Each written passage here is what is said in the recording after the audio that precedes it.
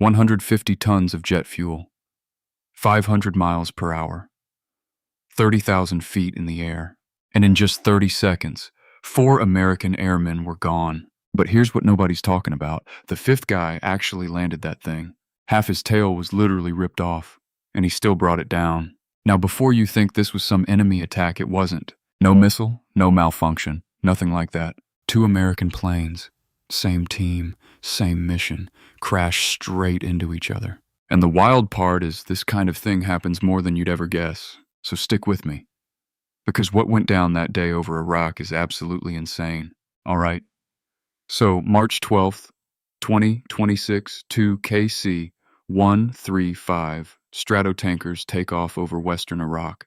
These aren't your typical fighter jets. They're basically flying gas stations. We're talking 150 tons of aircraft carrying thousands of gallons of jet fuel. Around 2 p.m. local time, something went horribly wrong. One tanker slammed into the Iraqi desert. Nobody made it out. The second plane immediately radioed in with an emergency. For hours, flight trackers watched this damaged jet circling over the Mediterranean. The pilot had no idea if his plane could even stay in the air, let alone land. Finally, he made a desperate touchdown at Ben Gurion Airport in Israel. And when the photos came out, people lost their minds. A huge chunk of the vertical tail fin was just gone, completely sheared off. The fact that this guy landed that plane is nothing short of a miracle. But here's where things get really interesting. CENTCOM confirmed it wasn't hostile fire, and it definitely wasn't friendly fire either. So what actually happened up there? There are basically 3 nightmare scenarios that every tanker crew dreads. The first one, and honestly the most likely, is what they call passing gas gone wrong. Yeah, that's actually the term for when tankers refuel each other midair. Now imagine you're flying a 150-ton aircraft just a few feet below another plane's tail. The margin for error is basically zero, we're talking inches here. One tiny throttle mistake, one unexpected gust of wind, and that's it. Your cockpit slams directly into the lead plane's tail at 400 miles per hour. And that's exactly what the damage pattern on the surviving plane suggests. The second scenario is flying completely blind in a combat zone. See, in hostile airspace, these tankers fly super tight formations to hide from enemy radar. Lights out, radios silent, no active radar, total darkness at 30,000 feet. And there's another massive jet flying right next to you the whole time. If a pilot gets disoriented during a nighttime turn, he can drift right into his wingman. No warning, no time to react, just metal hitting metal at cruising speed. The third scenario is what everyone assumed at first: enemy fire. Iranian-backed militias in Iraq launching a surface-to-air missile. But CENTCOM officially ruled that out within hours of the crash. The damage pattern. The condition of the second plane, everything points to a mid-air collision. So based on all the evidence, we're looking at scenario 1 or 2, most likely. A refueling accident where one jet surged forward into the other. Now you might be thinking, okay, tragic accident, but why does this even matter? Why are these tankers so important that crews risk their lives every single day for them? Here's the thing most people don't realize without KC-135s. America literally cannot fight. Not figuratively, the entire military strategy completely falls apart.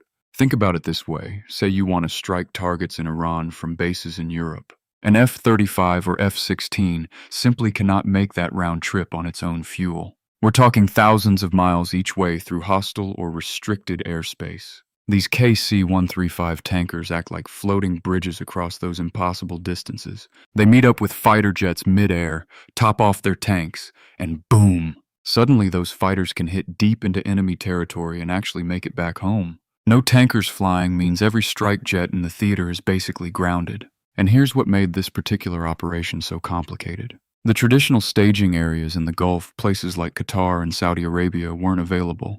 Political constraints forced the U.S. to completely rewrite the playbook. Instead of launching from right next door, they had to stage from way out on the perimeter. European bases in Greece, Bulgaria, the UK, all thousands of miles from the target. And in aerial warfare, that distance is the real enemy. So the solution was basically building an armada of flying gas stations. Dozens of KC-135s repositioned from bases across the continental U.S. to forward positions. These tankers created invisible highways stretching across hostile skies. And here's the crazy thing, they're not just supporting fighters. They're the lifeline for B-2 Spirit stealth bombers on deep penetration missions. Picture this B-2s lifting off, their jagged silhouettes disappearing into the night sky. Stealth is their shield, but distance is still their biggest enemy. Hours into the flight, they rendezvous with tankers over neutral airspace.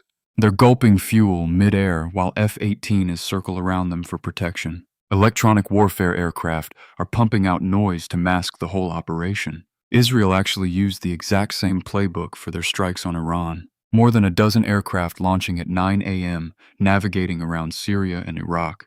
Defense analysts estimate the flight distance to central Iran was between 930 and 1,240 miles each way. And that's the optimistic route without tanker support. Those strikes simply don't happen. Now let me walk you through how an actual attack like this unfolds. It happens in 3 waves, and each one depends entirely on those tankers. First wave, knock out the eyes and ears. That means surface-to-air missile sites, radar installations, air defense headquarters. Tomahawk cruise missiles fired from destroyers hundreds of miles away soften things up. Second wave, hunt the ballistic missiles. Mobile launchers hiding in valleys, hardened bunkers, secondary command centers. 15. Strike Eagles. Basically, the bomb trucks do all the heavy lifting here. Each F-15 can carry up to 19 precision-guided bombs or 28 small-diameter bombs. Third wave, the strategic sites buried deep underground. This is B-2 Spirit territory bunker buster bombs that can penetrate dozens of feet of concrete. And here's the part about the tanker network that blows people's minds. When those F-15s go Winchester, that's military slang for out of ammo. Or when they're running low on fuel after a strike run, they don't just go home. They retreat to tanker tracks that were set up in Phase 1 of the operation. They take on thousands of pounds of jet fuel mid-air in just minutes. Then they turn right back around for a second sortie. That's why the KC-135 crews are the unsung heroes of modern air warfare. They make every strike package 2 or 3 times more effective. And that's exactly why losing even one tanker hurts so damn bad. Those 4 airmen who died on March 12th weren't dropping bombs or firing missiles. They were flying the most unglamorous but absolutely critical mission in the entire operation. Keeping the fighters in the air, keeping the bombers flying, keeping the whole thing running. Without them, those multi-billion-dollar strike packages are just expensive paperweights. So the next time you see footage of F-35s or B-2s doing their thing, remember there's a crew of 3 to 6 people in a flying gas station somewhere nearby. They're the ones making it all possible, taking risks most people never even think about. 4 of them paid the ultimate price that day, and most of us didn't even know their names. That 5th pilot who landed a broken jet with half its tail missing, he's still out there somewhere. And honestly, that guy deserves a movie.